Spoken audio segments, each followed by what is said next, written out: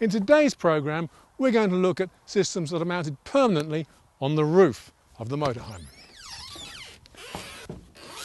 Again, there are many different types of fixed satellite dish. This is the most basic and the cheapest, around £400 or £500 or so. It's operated from inside. It's called a crank up, and once you've achieved the elevation using a little handle, you have to turn it using the big knob, and of course one of those sat finder things. Now, fully automatic systems, they come in a variety of types as well, but they all have one thing in common: they're controlled from a panel inside the motorhome. Now you can see on this control panel here, different satellites are marked: Hotbird, Astra 19, S28, Thor, Atlantic Bird, Hispasat, Sirius. So to control the system, put the dish up, we switch the system on, and in fact the last satellite that I selected was Astra 28, and so the dish is going up.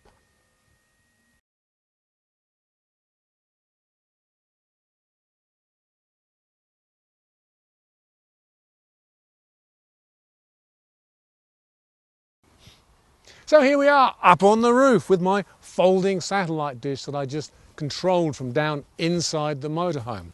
Now this kind of dish often has a dish of a size between 60, 80, 85 centimetres in diameter. This is an 85 centimetre model, and it's really good if you're going down into Europe.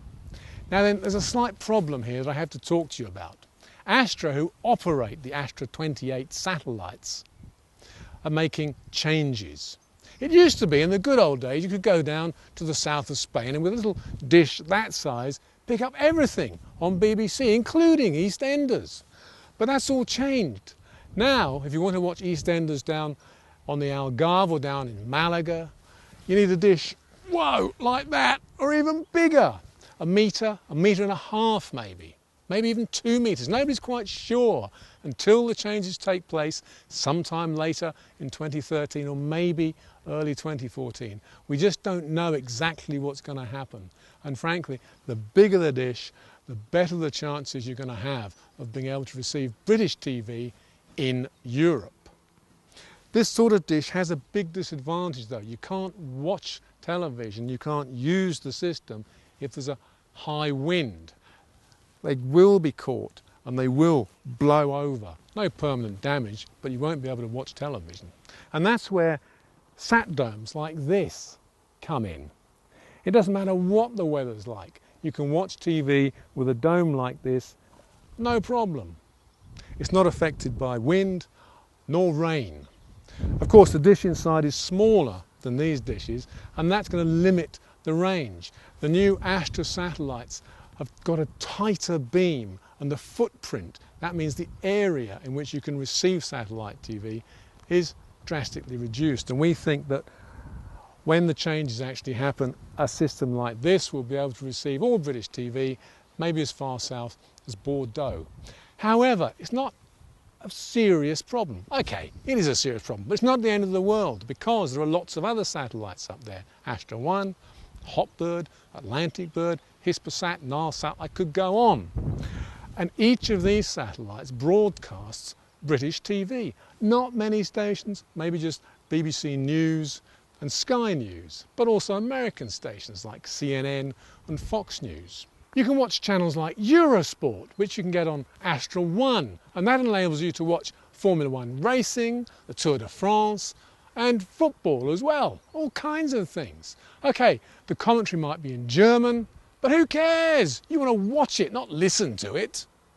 Now, systems like this cost between, about £1,000 up to £2,500 or even £3,000. And when you get up to that £3,000 level, you're talking about a satellite system which not only gives you TV, but also internet. An internet satellite system will look very much like this. It'll have a different LNB on the end. That's the LNB there. With future developments coming up quickly, it may even be possible to actually watch TV via the internet anywhere in Europe. And that gets round that problem of Astra reducing the size of the footprint for the TV satellites. Now, this isn't a realistic possibility right now, but within the space of a few months, I think that there might be some very interesting developments on the TV via internet scene. So there you have it. That's our little roundup of some of the possibilities of satellite TV in your motorhome.